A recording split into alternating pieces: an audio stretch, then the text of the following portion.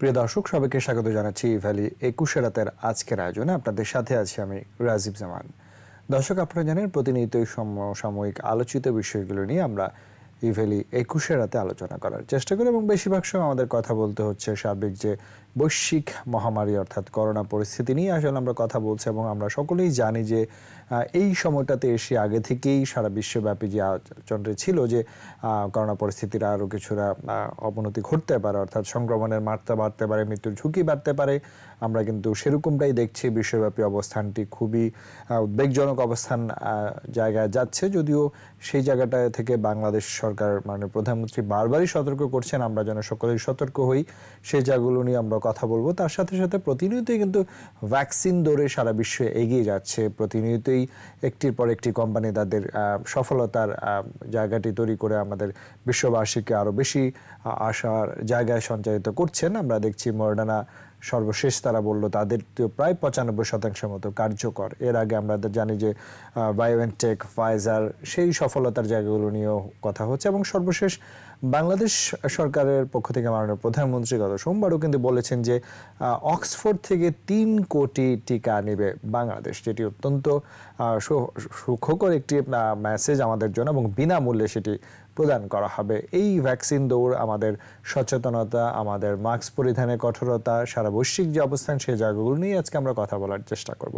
এবং এসব বিষয় নিয়ে কথা বলার জন্য আজকে আমাদের 21 স্টুডিওতে উপস্থিত রয়েছেন অধ্যাপক ডক্টর মামুন আল মাহতাব স্বপ্নিল, চেয়ারম্যান হেপাটোলজি বিভাগ, বঙ্গবন্ধু শেখ মুজিব মেডিকেল বিশ্ববিদ্যালয় এবং সদস্য সচিব সম্প্রীতি বাংলাদেশ। আমাদের সাথে ওয়েবিনারে সংযুক্ত আছেন অজয় দাশগুপ্ত, সিনিয়র সাংবাদিক। দুজনকেই স্বাগত জানাচ্ছি আমাদের আজকের আয়োজনে। আমরা যথারীতি আলোচনা শুরু করতে চাই। ভ্যালি 21 রাতের আজকের আলোচনা করব বিনামূল্যে ভ্যাকসিন, আমাদের বিষয়বস্তু রয়েছে এটি, এবং সে সাথে অন্য বিষয়গুলো আমরা রাখার চেষ্টা করব। এবং স্টুডিও থেকে আলোচনা শুরু করব অধ্যাপক ডক্টর মামুন আল মাহতাব স্বপ্নিলের কাছ থেকে। স্বপ্নিল, আমরা শুরুটা যেমন জানছিলাম যে একটু সকলেই জানি যে সারা বৈশ্বিক যে অবস্থান, আমাদের দেশের অবস্থান, যদিও প্রতিনিয়তই আমরা সাবধানতার জায়গাটি নিয়ে কথা বলছি, আসলে তার বিকল্প আমাদের কিছু নেই। ভ্যাকসিন আসুক না আসুক, সেটির আগে প্রথম প্রতিরোধের জায়গা হতে হবে মাস্ক। আমাদের হাত ধোয়া, আমাদের স্বাস্থ্য সচেতন থাকা, দূরত্ব বজায় রাখা, কোনো বিকল্প নেই। সেই জায়গাটাই প্রথমে একটু যদি আলোচনা করেন।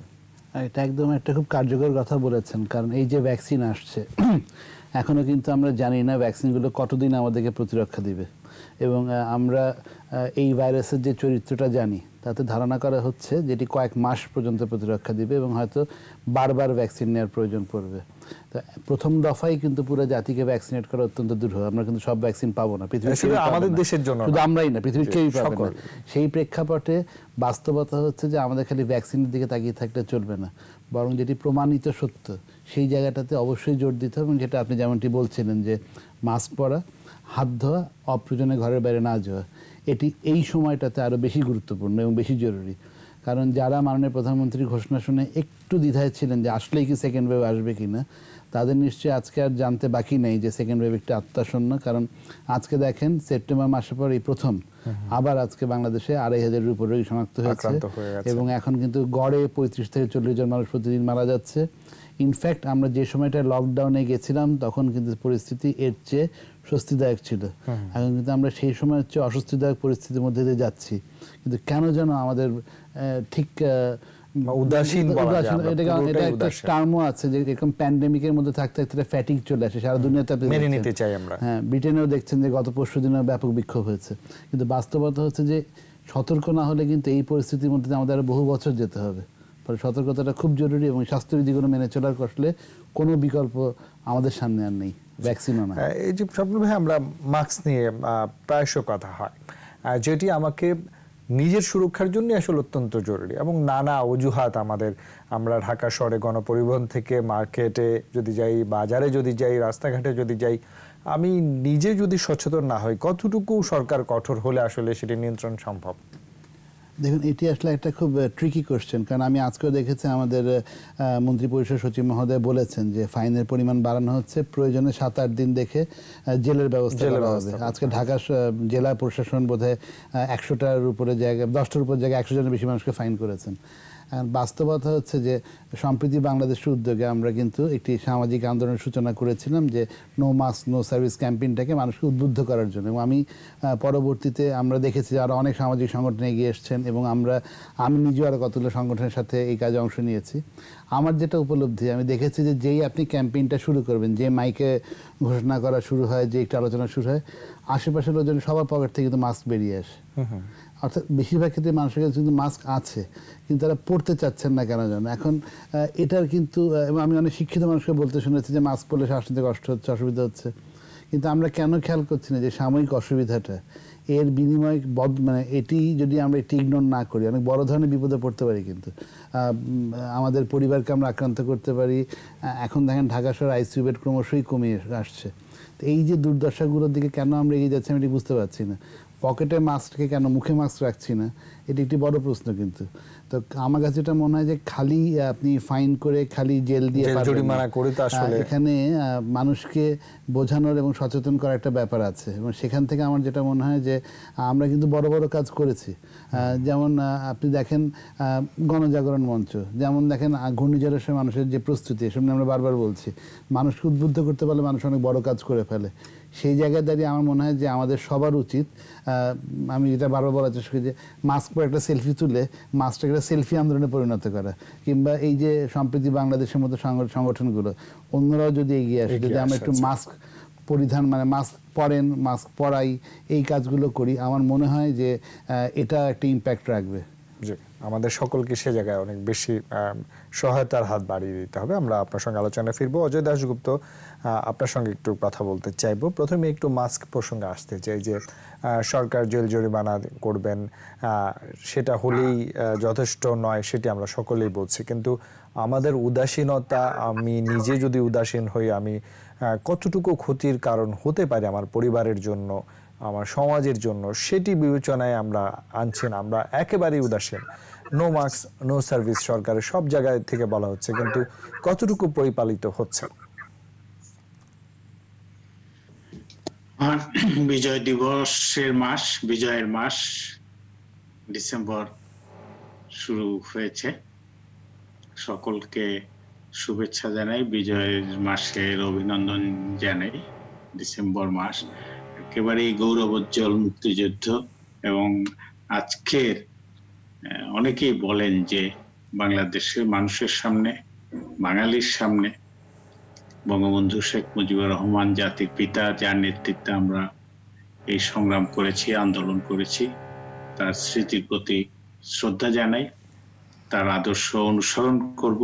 এবং আজকের যে প্রসঙ্গটা, তিনি বিশ্বে বিরল, যে মানে তিনি ৭১ ৭ই মার্চ বলেছিলেন ৭ কোটি মানুষকে দাবায় রাখতে পারবে না, কিন্তু সেই ৭ কোটি মানুষকে, বা তখন ৭ কোটি বা ৭.৫ কোটি যাই, সবাইকে কিন্তু ঐক্যবদ্ধ করেছিলেন, এক সুতায় গেঁথেছিল।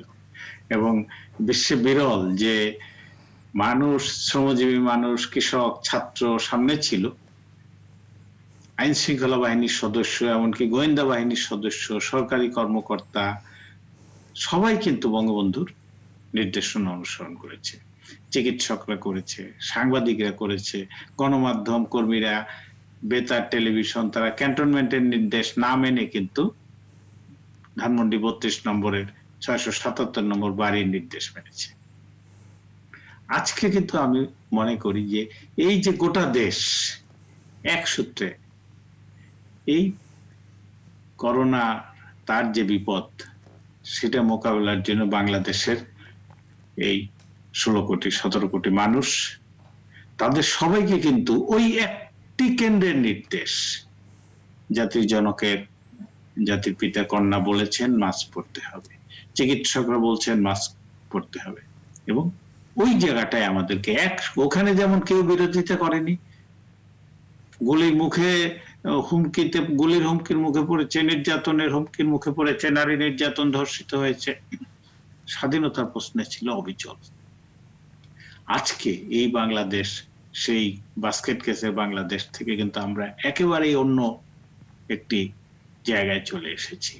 এই বাংলাদেশের অবহেলার জায়গা না। দেখেন আমাদের ডাক্তার স্বপ্নিল আছেন, কয়টা দেশ এই ইতিমধ্যে এই ভ্যাকসিন এটার সংগ্রহ করার মানে এবং একটা অভাবনীয় সিদ্ধান্ত, রাষ্ট্রনায়কোচিত বললে পরে আমার ধারণা যে কম বলা হয়, যে আমরা এ পর্যন্ত যে 3 কোটি ভ্যাকসিনের মোটামুটি নিশ্চয়তা আমরা সৃষ্টি করতে পেরেছি, এটার অর্থের কোনো সমস্যা হয়নি। কিন্তু কিনে আনলে সেটা মানুষের কাছে, আমরা জানি যে আমাদের অন্তত শতকরা 20-25 ভাগ মানুষ তারা এটা কিনতে পারবে না, কেনার সাথে আরো অনেক আয়োজন আছে, সেই কারণে কিন্তু বিনামূল্যে বিতরণের সিদ্ধান্ত হয়েছে। এটা বিশ্বে একটা নজিরবিহীন ঘটনা হয়ে থাকবে বাংলাদেশের মাননীয় প্রধানমন্ত্রীর এই সিদ্ধান্ত। এখন যে কাজটা, সেটা আমি বলবো এই বিজয়ের মাসে এই প্রস্তুতিটা, এটা চিকিৎসক হিসেবে আমি নিশ্চয়ই আশা করব যে ডাক্তার মাহতাব স্বপ্নিল তিনি আরো ভালো করে বলতে পারবেন। এই ভ্যাকসিনটা আমি নিজে দেখেছি যে একটা কুকুরে একটা গরুকে কামড় দিয়েছিল আমার নিজের বাড়িতে গ্রামে। আমি মহাখালী থেকে সেই ভ্যাকসিন সংগ্রহ করেছি গরুর জন্য, কিন্তু তারা আমাকে ফ্লাক্স নিয়ে যেতে বলেছে, স্বাভাবিক যে চা গরম রাখে, পানি গরম রাখে, ওই রকম ফ্লাক্স নিয়ে গেছি। জাস্ট ভ্যাকসিনটা রাখার সঙ্গে সঙ্গে ফ্লাক্সটা বাস্ট হয়ে গেছে। একেবারে সাদা মানে একটা ঘটনা বললাম। এখন এই ভ্যাকসিনটা আমরা জানি যে এই শিশুদের কয়েক ধরনের টিকা খাওয়ানো হয় বা যে সব প্রতিষেধক দেওয়া হয়, সেগুলো পরিবহন করা, সেইগুলোর মান বজায় রাখা, এবং এই 70-80 হাজার গ্রামের ঘরে ঘরে কোথাও চর, কোথাও নদী ভাঙা এলাকা, কোথাও দুর্গম এলাকা, পাহাড়ি এলাকা, এই সমস্ত বাংলাদেশে বস্তি এলাকা, অভিজাত এলাকা, মানে ভোটার লিস্ট করার সময় দেখা যায় যে ঘরে ঢুকতে যায় না, একদিকে এই সমস্যা, আর একদিকে সম্পূর্ণ বিপরীত সমস্যা, কে আগে পাবে জীবন রক্ষাকারী ওষুধ, যেহেতু কাজে এক ধরনের প্রতিযোগিতা চলবে। আমরা আয়করের টাকা জমা দিতে যাই, ব্যাংকে টাকা রাখতে যাই বা তুলতে চাই, সেখানে ধাক্কাধাক্কি। আর এই জীবন রক্ষা করা সেই ওষুধটা একটা জায়গা পাওয়া যাবে, কে আগে দিবে, কার আগে কে পাবে, এগুলো নিয়ে প্রশ্নগুলো আছে। আমি মনে করি যে এই ওষুধটা জানুয়ারি মাসে হাতে আসার কথা, বা তার আগেও হয়তো আসতে পারে, কিন্তু প্রস্তুতিগুলো এই বিজয়ের মাসে, এইটাই হবে মহান বিজয় দিবস উদযাপনের একটি বড় উপলক্ষ, যে বাঙালি জাতির পিতা বঙ্গবন্ধু যে স্বাধীনতা অর্জনের জন্য আমাদের উদ্বুদ্ধ অনুপ্রাণিত করে লড়াইয়ে, হিংস্র ভয়ঙ্কর শত্রুর বিরুদ্ধে লড়াইয়ে উজ্জীবিত করতে পেরেছেন এবং আমরা বিজয়ী হয়েছি। আজকে এই করোনা প্যান্ডামিক, যেভাবেই বলি আমরা, কোভিড-19, এই ভয়ঙ্কর শত্রুর বিরুদ্ধে লড়াইয়ে এই বিজয়ের মাসে আমরা আমাদের নিজেদের প্রস্তুত করে তুলব। আর তার সঙ্গে অবশ্যই বলবো যে এটা মাস্ক পরা, স্বাস্থ্যবিধি মানা, সামাজিক দূরত্ব মানা, কিন্তু একই সঙ্গে অর্থনৈতিক কর্মকাণ্ড আমাদের বজায় রাখতে হবে, আমাদের লেখাপড়া শিক্ষা প্রতিষ্ঠানে যাই না যাই বজায় রাখতে হবে, আমাদের স্বাস্থ্য সেবার প্রতিষ্ঠানগুলো, আইন আদালতের জায়গাগুলো, হাট বাজার সবই বজায় রেখে আমাদের নিজেদের সুরক্ষিত করার জন্য ইনজেকশন বলি, ভ্যাকসিন বলি, টিকা বলি, যেটাই বলি, সেটা আমার শরীরে প্রবেশের আগে অবশ্যই আমাদের নিজেদেরকে সুরক্ষিত রাখতে হবে। অজয় দাশগুপ্ত, আপনাকে ধন্যবাদ। আমরা আবার একটু স্টুডিও ফিরতে চাই। মাহতাব স্বপ্নিল, আপনার বিষয়টি আমি ভ্যাকসিন প্রসঙ্গে যেতে চাই। যে ইতিমধ্যে অজয় দা বলছিলেন যে মাননীয় প্রধানমন্ত্রী ইতিমধ্যে বলেই দিয়েছেন যে অক্সফোর্ড থেকে আমরা 3 কোটি ভ্যাকসিন পাচ্ছি, অর্থাৎ 1.5 কোটি মানুষের 2টি ডোজ করে যদি দিতে হয় আমরা মোটামুটি নিশ্চিত পাচ্ছি। তার আগে একটু জানতে চাই যে এই যে ভ্যাকসিন দৌড়ে অনেক কোম্পানির প্রতিষেধকের নাম শুনছি, তাদের কার্যকারিতা, তাদের পরিবহন, তাদের যে সংরক্ষণ, এই জায়গাগুলো নিয়ে নানাবিধ আলোচনা আছে। আমরা যেটি নিতে চাচ্ছি বা 3 কোটি পাবো, সেটির বিষয়ে একটু দর্শক উদ্দেশ্যে যদি বলেন। সেটি আজকে আমরা খালি একটি বিষয় নিয়ে আলোচনা করছি, যে বিনামূল্যে ভ্যাকসিন। এটি হচ্ছে মাননীয় প্রধানমন্ত্রী অজয় দা যেটা বলছিলেন, যে যে একটা অত্যন্ত কল্যাণমুখী পদক্ষেপের একটি মাত্র উদাহরণ, কিন্তু এই ভ্যাকসিন নিয়ে কিন্তু আরও অনেকগুলো বড় কাজ হয়েছে, যেটি আজকে আলোচনা আসা উচিত। আমরা অক্সফোর্ডে যে ভ্যাকসিনের কথা বলছি, যার 3 কোটি ডোজ বাংলাদেশ সরকার কিনে নিচ্ছে এবং এটি বিনামূল্যে প্রদান করবে, আর সেখানে কতগুলো জিনিস দেখতে হবে। একটা হচ্ছে যেটা আপনি বলছিলেন যে আমার ভ্যাকসিন আনলেই হবে না, সেই ভ্যাকসিনটা আমাকে সংরক্ষণ করতে হবে। আমাদের যে ইপিআই অবকাঠামো আছে, সেই ইপিআই অবকাঠামোটাতে 4 থেকে 20 ডিগ্রি পর্যন্ত ভ্যাকসিন -4 থেকে -20 পর্যন্ত ভ্যাকসিন সংরক্ষণ করা যায়, এবং এই ভ্যাকসিনটা সেই তাপমাত্রায় থাকবে, অর্থাৎ আমাদেরও বর্তমান অবকাঠামো আমরা ব্যবহার করতে পারবো। মানে নতুন করে কোনো চাপ আমাদের নিতে হচ্ছে না। তারপরও সরকার কিন্তু একটা প্রকল্পের মধ্যেই গ্রহণ করেছে যাতে এই ইপিআই অবকাঠামোকে আরেকটু সংহত করা যায়, যাতে কোনো ভ্যাকসিন নষ্ট না হয়। এরপরে যেটা দেখতে, আমি যতদূর জানি যে আমাদের যে স্বাস্থ্যকর্মী যারা ভ্যাকসিনগুলো প্রদান করবেন, তাদের কিন্তু প্রশিক্ষণের জন্য একটা উদ্যোগ নেওয়া হয়েছে। এখন দামের একটা ব্যাপার আছে। আপনি জানেন যে মডার্নার ভ্যাকসিনের দাম $35 থেকে $25 থেকে $37। তো এখন এত দাম দিয়ে ভ্যাকসিন এনে সেটা তো অর্থহীন হয়ে যাবে। বিনামূল্যে দেওয়ার একটি বিষয় আছে, সংরক্ষণের একটি বিষয় আছে। মডার্নার ভ্যাকসিন সংরক্ষণ করতে হবে -70 থেকে -80 ডিগ্রিতে। সেই সক্ষমতা খালি আমাদের হামের ভ্যাকসিন রাখার ক্ষেত্রে আমাদের আছে। এই বিপুল পরিমাণ ভ্যাকসিন এনে রাখার জায়গাটা আমাদের নাই, যদি তারা আমাদেরকে দেয়ও। এমনকি মার্কিন যুক্তরাষ্ট্র, আমি যতদূর জানি, সমস্ত স্টেটের এই সক্ষমতা নাই এই ভ্যাকসিনটাকে প্রপারলি বিতরণ করা। তারাও সক্ষমতা বাড়াবার চেষ্টা করছে। আচ্ছা আচ্ছা। তো আপনি এখন চাইলেই কিন্তু এত -80 ডিগ্রি ফ্রিজে আনতে পারবেন না, রাতারাতি সেটি সম্ভব নয়। তো ফলে এই সমস্ত ব্যাপারগুলো আমাদের মাথায় রাখতে হবে। তারপর যেটা হচ্ছে যে এই যে ভ্যাকসিনটা আমরা আনতে যাচ্ছি, এটা কিন্তু একটা অংশ মাত্র। এর বাইরেও কিন্তু কোভ্যাক্স, গাভির যে কোয়ালিশন, সেখানে কিন্তু আমাদের সরকার অর্থ দিয়েছেন, এবং আমরা সেখান থেকেও আরও 6,80,00,000 ডোজ ভ্যাকসিন পেতে যাচ্ছি। সেই ভ্যাকসিনটার দাম আরও কম পড়বে, যেহেতু সেটা একটা কোয়ালিশনের মাধ্যমে আসছে। তারা কিন্তু বলে দিয়েছে যে টাকা দিলেই আপনি ভ্যাকসিন পাবেন না, আপনাকে আগে আসলে আগে পাবেন ভিত্তিতে দেওয়া হবে, এবং একটি বড় শর্ত হচ্ছে যে আপনার ভ্যাকসিন ডিস্ট্রিবিউশন নীতিমালা রেডি আছে কিনা। আমরা যেটা জানতে পারছি যে বাংলাদেশ সরকার সেই নীতিমালা এর মধ্যে চূড়ান্ত করেছে, এবং কোভ্যাক্স যেই মুহূর্তে নীতিমালাগুলো গ্রহণ করতে শুরু করবে, আমাদের সচিব মহোদয় বলেছেন যে প্রথম দিনই আমরা আমাদের গাইডলাইন, আমাদের নীতিমালা জমা দিতে পারবো। ফলে যেটা আমরা জানতে পারছি যে পৃথিবীর প্রথম 16-17টা দেশের মধ্যে বাংলাদেশ থাকবে যারা কোভ্যাক্স থেকে ভ্যাকসিন পাবে। অন্য দেশ কিন্তু এখনটা করতে পারেনি। এই যে আমাদের ইপিআই অবকাঠামো, এই যে আমাদের প্রশিক্ষণের ব্যবস্থা, এই যে আমাদের নীতিমালা কাদেরকে দেবে, সব কিছু কিন্তু করে ফেলা হয়েছে। ফলে এই জিনিসগুলো কিন্তু আলোচনা উঠে আসতে হবে যে খালি 3 কোটি ভ্যাকসিন না, 6,80,00,000 ভ্যাকসিন আরও আসবে, এবং সেটি আমরা ওইভাবে পাবো। আরেকটি বিষয় আছে, ভ্যাকসিনকে সম্ভবত বেসরকারিভাবে সরকারি নেটওয়ার্কের বাইরেও বিক্রি করার জন্য সম্ভবত আরও 1 কোটি ভ্যাকসিনের ব্যবস্থা করছে কোভ্যাক্স থেকে। অর্থাৎ যদি কারো, যেমন আমরা যারা নীতিমালা থাকবে, প্রথমে বলা হচ্ছে ফ্রন্টলাইনাররা পাবে, তারপর হচ্ছে মাঠ প্রশাসন, মাঠের পুলিশ তারা পাবেন, মাঠে যারা কাজ করছেন তারা পাবেন, এরপরে 60 ব্যক্তিরা পাবেন, এবং 18 বছর নিচে কেউ পাবেন না। কিন্তু আমার তো মনে হতে পারে যে আমার ছেলের বয়স 18 নিচে, আমি তাকে কেন দিব না, কিংবা সক্ষমতা আছে, সেই ব্যাপারটাও কিন্তু করা হচ্ছে। অর্থাৎ আপনি এটা ফ্রি ওপেন মার্কেট ইকোনমি, আপনি সেই দিকটা মাথায় রাখতে হবে। তো এই যে বিভিন্ন দিক দেখে একটা উদ্যোগ, এখন পর্যন্ত ইট ইজ সো গুড। শুধু যদি আমাদের এখানে ডিস্ট্রিবিউশন নেটওয়ার্কটা ঠিকমতো এস্টাবলিশ করা যায়, আমার মনে হয় যে আমরা সেই দেশগুলো অন্যতম হবো যারা শুধু আগে ভ্যাকসিন পাবো না, সুষ্ঠুভাবে ভ্যাকসিন পাবো, এবং সবচেয়ে কথা প্রপার ভ্যাকসিনটা পাবো। এখন পর্যন্ত যেটি বৈশ্বিকভাবে বেশ ভালো স্বীকৃত রয়েছে। আমরা আলোচনায় ফিরে আসবো, ছোট্ট একটি বিজ্ঞাপন বিরতি নিচ্ছি, তারপর আবার আলোচনায় আসবো। ইফেলি 21 রাতের আলোচনা আমরা আবারও ফিরবো, তবে তার আগে ছোট্ট একটি বিজ্ঞাপন বিরতি নিচ্ছি, আমাদের সঙ্গেই থাকুন। প্রিয় দর্শক, আবার সবাইকে স্বাগত জানাচ্ছি ইফেলি 21 রাতের আজকের আলোচনায়। আমরা বিরতির আগে আলোচনা করছিলাম সার্বিক করোনা পরিস্থিতি, বিনামূল্যে ভ্যাকসিন, সেই সাথে ভ্যাকসিনের দৌড়ে বাংলাদেশের অগ্রগতি, নীতিমালা, আমাদের যে পরিকল্পনা, সেই জায়গাগুলো নিয়ে আমরা আবার আলোচনায় ফিরছি জনাব অজয় দাশগুপ্তের কাছে। অজয় দা, আপনি বিরতির আগে স্বপ্নিলদার কথা শুনছিলেন, তিনি বলছিলেন যে সরকারের সার্বিক শুধু আমরা বিনামূল্যের ভ্যাকসিন নয়, এর সাথে যে সামগ্রিক আরও অনেক বিষয় জড়িত আছে, সেগুলো তো বেশ কিছু পদক্ষেপ ইতিমধ্যে আমরা শুনছিলাম যে করা হচ্ছে।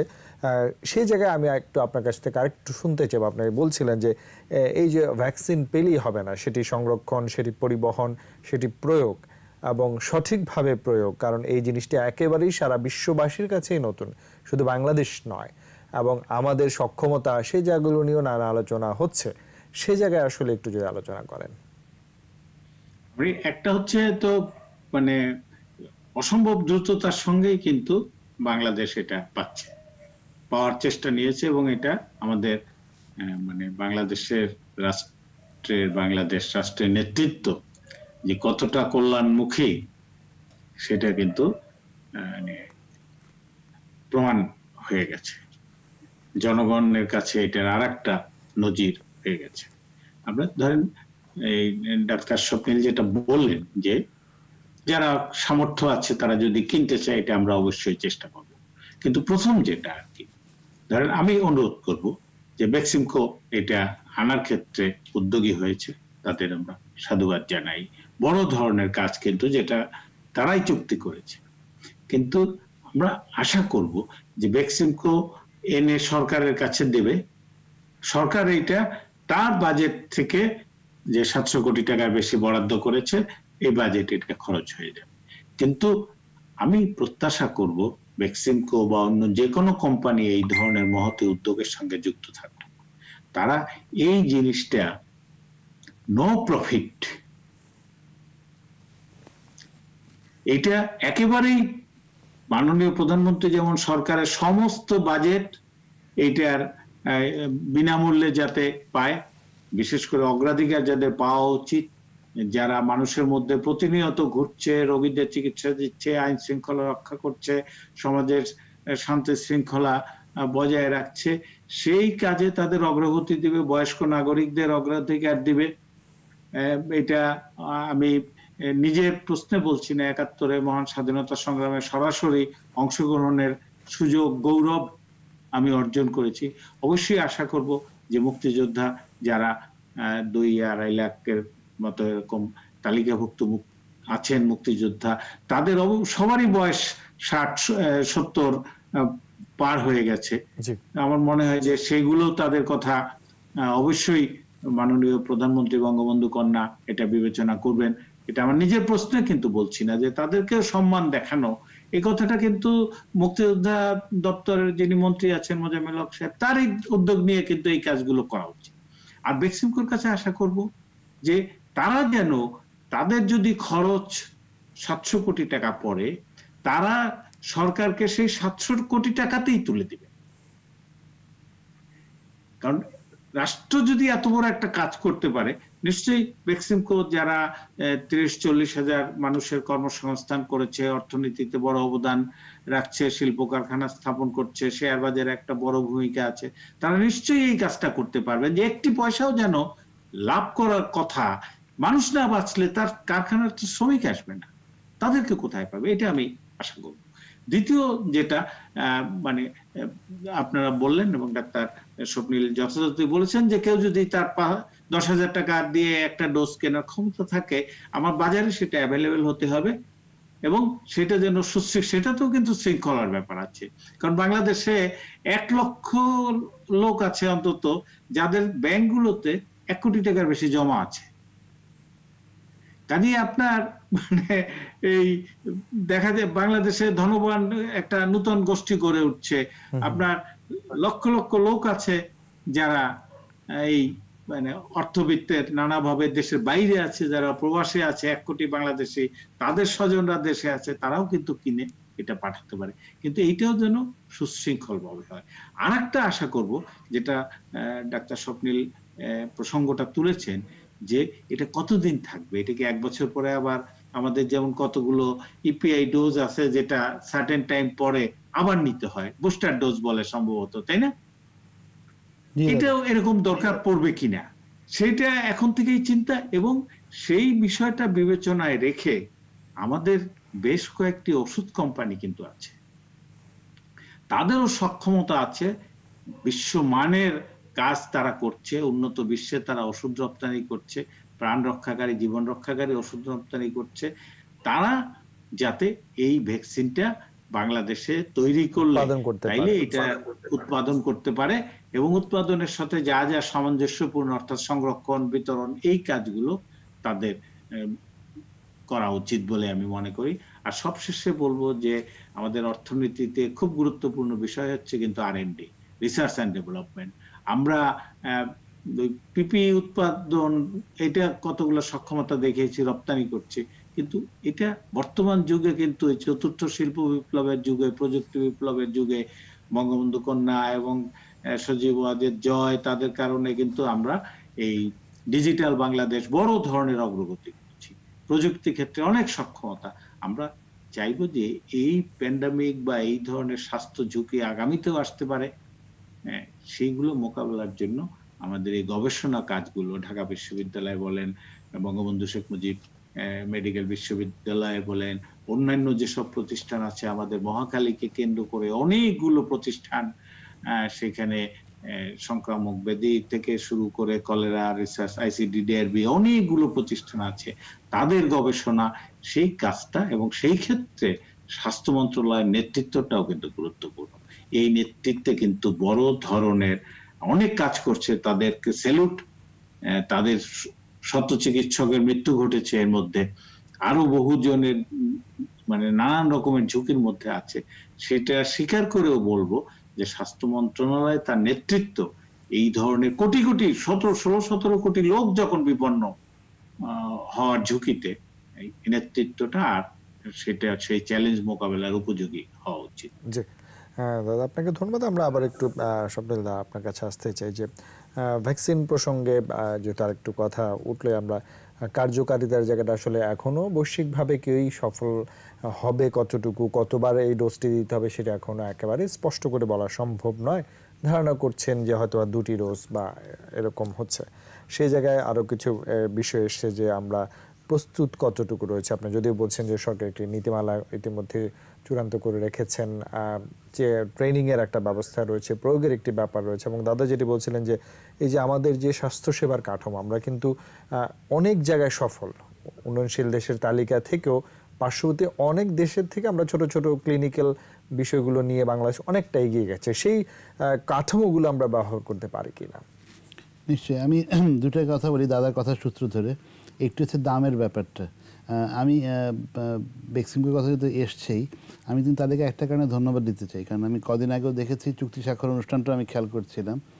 ভারত সরকার যে দামে সেরাম ইনস্টিটিউট অফ ইন্ডিয়ার কাছে ভ্যাকসিনটা পাবে, বাংলাদেশ সরকার সে একই দামে পাবে, যেটা সম্ভবত $5 থেকে $6। এবং পরবর্তীতে মাননীয় প্রধানমন্ত্রীর বেসরকারি শিল্প বিনিয়োগ উপদেষ্টাকে আমি বলতে শুনেছি, যদি ভারত সরকার আরও কম দামে ভ্যাকসিনটা পায় সেরাম ইনস্টিটিউটের কাছ থেকে, তাহলে সেই দামটা বাংলাদেশের ক্ষেত্রে প্রযোজ্য হবে, যেটি নিঃসন্দেহে সাধুবাদযোগ্য। আরেকটি বিষয় আমি গুরুত্ব আরোপ করতে চাই, আমরা যে গাইডলাইনটি প্রণয়ন করছি এটি হচ্ছে বিশ্ব স্বাস্থ্য সংস্থার আদলের একটি গাইডলাইন, যেখানে ফ্রন্টলাইনাররা আগে, মাঠ পর্যায়ের লোকজন তারপর ষাটোর্ধ্ব ব্যক্তিরা। কিন্তু অজয়দা একটা খুব কাজের কথা বলেছেন, আমরা কিন্তু আমাদের অসম্ভব মেধাবী জাতির বিবেক অনেকগুলো মানুষকে এই প্যান্ডেমিকে হারিয়ে ফেলেছে, যেটা কিন্তু আমরা আসলে ভুলে যাচ্ছি, যে এত ভিড় মৃত্যুর মিছিলে নামগুলো আমাদের মনে পড়ে না, কিন্তু এই সম্পদদের কিন্তু আমরা হারাতে চাই না।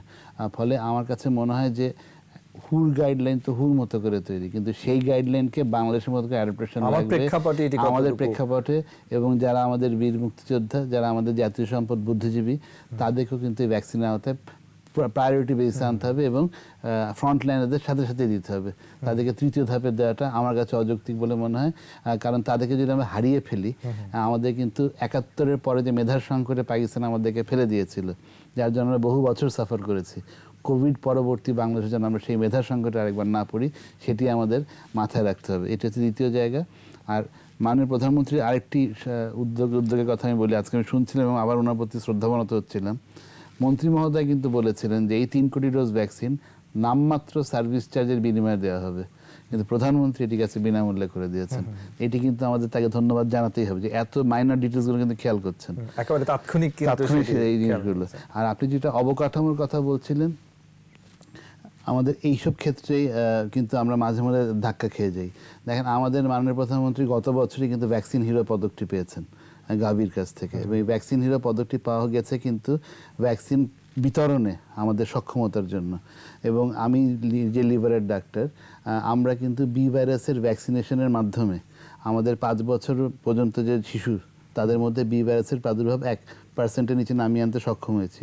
যে কাজটি আমাদের টার্গেট ছিল 2020-এর মধ্যে করা, সেটা আমরা 1 বছর আগে করে ফেলেছি। এটাও কিন্তু আমাদের সক্ষমতার প্রয়োগ বা প্রমাণ। তো ফলে আমাদের ট্র্যাক রেকর্ডটা আছে। কিন্তু এইবার প্যান্ডেমিকের সময় আমরা কিন্তু দেখেছি যে অনেক ক্ষেত্রেই স্বাস্থ্য ব্যবস্থার নড়বড়ের দিকটা উঠে এসছে। আমরা বিশ্বাস করতে চাই যে আমাদের যে প্রুভেন ট্র্যাক রেকর্ড এবং এখন যে প্রস্তুতির কথা শুনছি, সেটা আমরা যখন ভ্যাকসিনটা আসবে সেটা প্রয়োগের ক্ষেত্রে দেখাতে পারবো।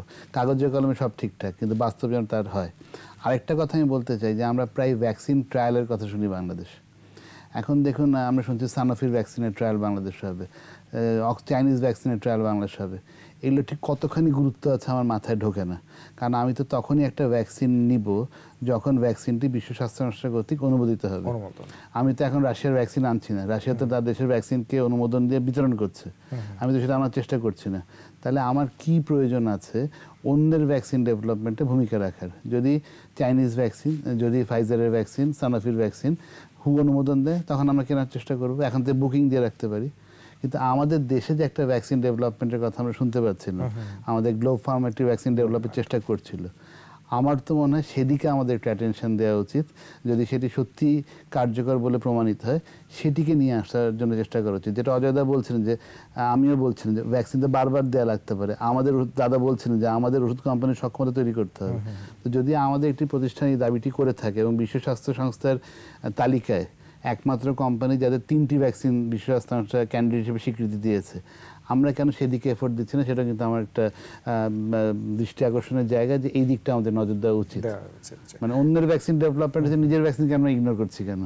সেটা সত্যি ভ্যাকসিন সত্যি ভালো হয়, আমরা কেন সেদিকে নজর দেব না? যে আরেকটি জায়গায় একটু আলোচনা আনতে চাই, যে সার্বিক যে অবস্থান, বৈশ্বিক যে অবস্থান এবং শীতকালীন একটা অবস্থান তো আমাদের প্রতি বছরই আমরা দেখি, এবং এই যে সামনের দিনগুলোতে যদি আমাদের সংক্রমণের মাত্রা আরও বাড়ে, মৃত্যুর হার অনাকাঙ্ক্ষিতভাবে যদি বাড়ে, আমরা সেই জায়গায় কতটুকু প্রস্তুত আছি?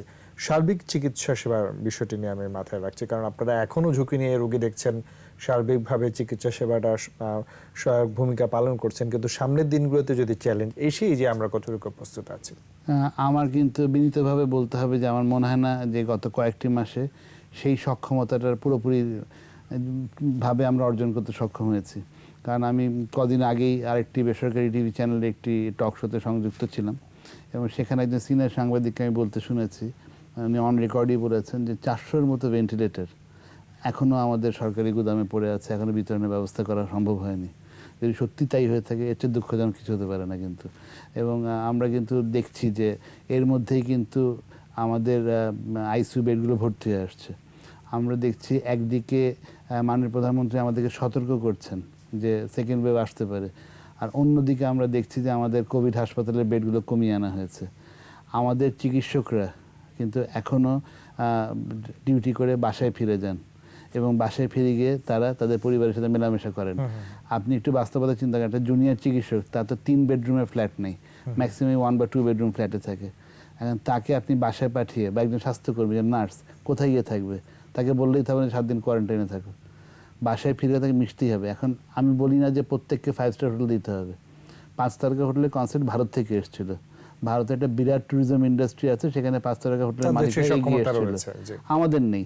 আমাদের এত, আমি তো বললে আমাদের সেটি দাবিও করেননি, কিন্তু তাদেরকে আপনি মিনিমাম একটা কোন রেস্ট হাউসে কোন সরকারি অ্যাকাউন্ট রাখবেন, এবং সেটি নিয়েও নানা ধরনের যে এখন পর্যন্ত অনিয়ম উঠে এসেছিল, এবং এখন পর্যন্ত সেটা শুরু হয়নি। কিন্তু এখন আর চিকিৎসকরা, নার্সরা, ওয়ার্ড বেড়া বাসাতেই ফিরে যায় ডিউটি করে।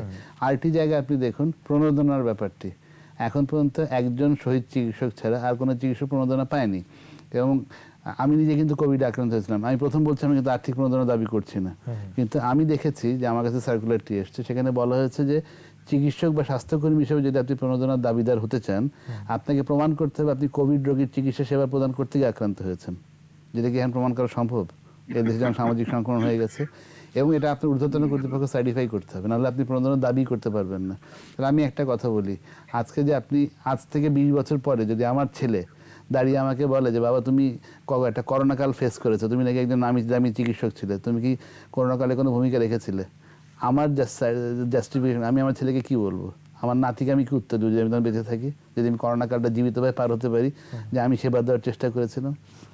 আমার তো কোনো উত্তর নেই। সে মনে করতেই পারে যে আমার দাদা বা আমার বাবা বাসায় বসে ঘুমিয়েছিল। তো এই যে ডিমার্কেশনটা আমরা করে দিচ্ছি, জায়গাটা আসলে কেন আমরা তৈরি করতে পারি না? আর্থিক স্বীকৃতি কেন? স্বীকৃতি একটা চিঠির মাধ্যমে হতে পারে। জি জি, সেই জায়গাটা আসলে আমাদের অবশ্যই ভাবা উচিত। আমরা শেষ দিকে চলে অজয় দাশ গুপ্ত আপনার কাছে আসবো। যে স্বপ্নিলদার সাথে যে আলোচনায় ছিলাম সেখানে আমি একটু নজর দিতে চাই যে মাননীয় প্রধানমন্ত্রী বারংবার আমাদেরকে সাবধান করছেন। আমরা অনেক উদাসীন জাতি হিসেবে আমরা জানি যে উদাসীনতা আমাদের একটি অভ্যাসে পরিণত হচ্ছে, কিন্তু তারপরে অনেকেই সচেতন হচ্ছেন, সেটিও দেখতে লাগবে। এবং সাথে সাথে সার্বিক চিকিৎসা সেবার অবস্থান, দাদা যেটি বলছিলেন যে আমরা অনেক আইসোলেশন সেন্টার তৈরি করেছিলাম, বড় বড় আইসোলেশন সেন্টার একেবারে ঘটা করে এসেছিল, কিন্তু সেইগুলো এখন বন্ধের পথে। সামনের দিনগুলোতে আমরা প্রস্তুত রাখছি কিনা সেগুলো, এবং সার্বিক যে ব্যবস্থাপনা, বিশেষ করে অক্সিজেন সরবরাহ নিয়ে অনেক অনেক কথা হয়েছে, অনেক অনৈতিক ব্যবসাও সেখানে হয়েছে। সেই জায়গাগুলো আবার আমরা সতর্ক আছি কিনা, সামনে যদি এই জায়গাগুলোর প্রয়োজন হয় আমরা সেখানে তৎপর আছে কি?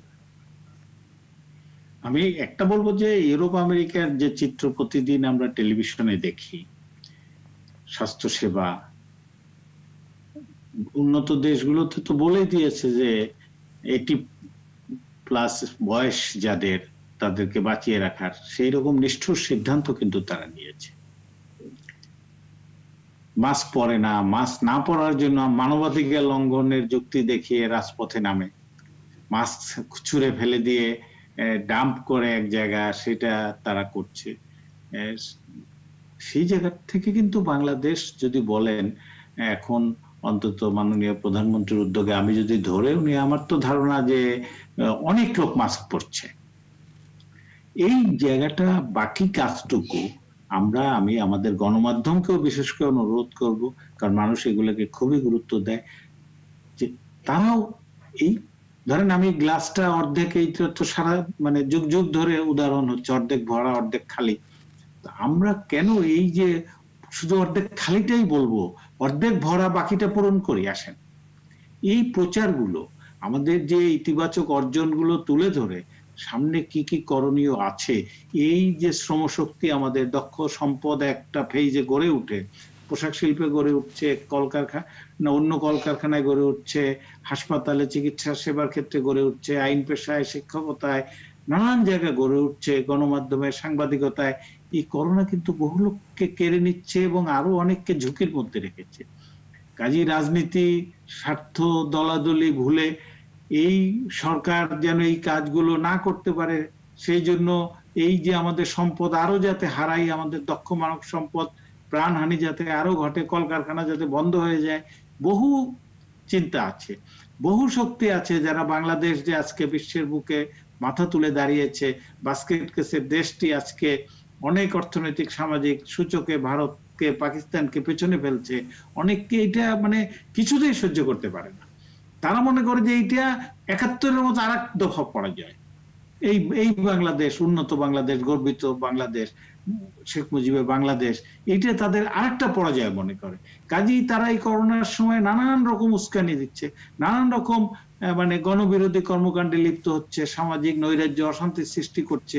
আমি আশা করব, প্রত্যাশা করব সবকিছু ভুলে, এবং বিশেষভাবে বলবো বঙ্গবন্ধুর যারা অনুসারী, স্বাধীনতা, মুক্তি, বুদ্ধি, চেতনা, মুক্তিযুদ্ধ, 71 যারা অনুসারী, এই পদ্মা সেতু স্প্রিটকে যেন অনুসরণ করেন, যে বিশ্বব্যাংকের মতো সংস্থা এটার বিরুদ্ধে ছিল, যুক্তরাষ্ট্র বিরুদ্ধে ছিল, বাংলাদেশ নিজের অর্থে করেছে।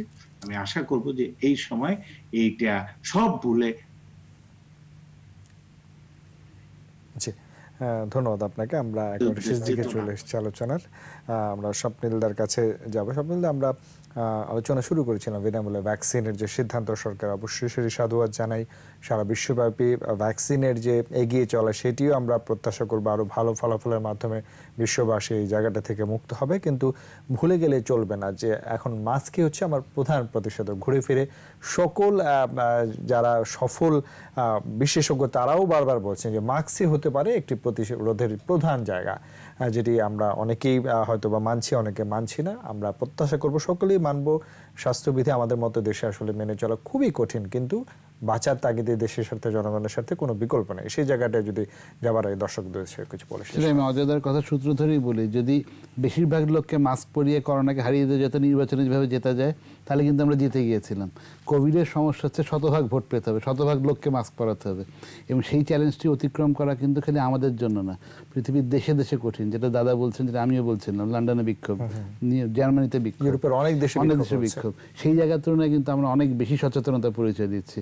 ফলে ওই একটু আবেদন যে এই যে আমাদের 20-30% মানুষকে একটু সচেতন করতে হবে, এটা আমার ধারণা আইনের কঠিন প্রয়োগ, প্রচারণা, সচেতনতা সব মিলিয়ে আমরা ঠিক অতিক্রম করতে পারবো। মানে পৃথিবী কিন্তু এই চ্যালেঞ্জে কোনো সময় পড়েনি যে শতভাগ লোককে এক বিষয়ে একমত হতে হবে। সেই জিনিসটাই যখন আমাদেরকে এবার অর্জন করতে হবে, তা আমি যে দলের সাথে একমত যে আমরা পাশ্চাত্যের অনেক দেশের তুলনায় এই ক্ষেত্রে অনেক ভালো, তারপরেও শতভাগে যেতে হবে, চেষ্টা করতে হবে, এবং নিশ্চয়ই আমরা সফল হবো। বাঙালি পায় না এমন তো না। আমরা প্রত্যাশা করব আমাদের সমাজের সকলের দায়িত্ব আছে এই জায়গাটা সচেতনতা তৈরি করা। আমরা সামাজিক মাধ্যমের এখন অনেক ব্যাপ্তি, সেই জায়গাটায় তরুণ প্রজন্মের হাত ধরে সকলে মিলে আমরা আসলে যেন সচেতন হই। মাস্কের বিকল্প আসলে কিছু নেই, ভ্যাকসিন আসবে, আমরা সফলভাবে সেটি পাবো, সরকার সচেষ্ট রয়েছেন, আমরা সেটিও যেমন প্রত্যাশা করব, তার সাথে সাথে সবসময় যেটি আমরা প্রত্যাশা করি দর্শকদের কাছে, জাতির কাছে, প্রত্যেকেই আমরা সচেতন থাকবো, স্বাস্থ্যবিধি মেনে চলবো, মাস্ক পরিধান করব। আমরা সেই জায়গাগুলো করলে সরকার অবশ্যই আমাদের সহযোগিতায় এই জায়গাটি আমরা সুন্দরভাবে মোকাবিলা করে সামনে এগিয়ে যেতে পারবো, সেই প্রত্যাশা রাখছি। ধন্যবাদ ডক্টর সাপড়িল আপনাকে, ধন্যবাদ অজয় দাশগুপ্ত, দুজনকেই আমাদেরকে সময় দেওয়ার জন্য। দর্শক, ইভেলি 21 রাতের আজকের আয়োজন এখানে শেষ করছি। শুভরাত্রি, স্বাস্থ্যবিধি মেনে চলুন, সুস্থ থাকুন, মাস্ক পরে থাকুন।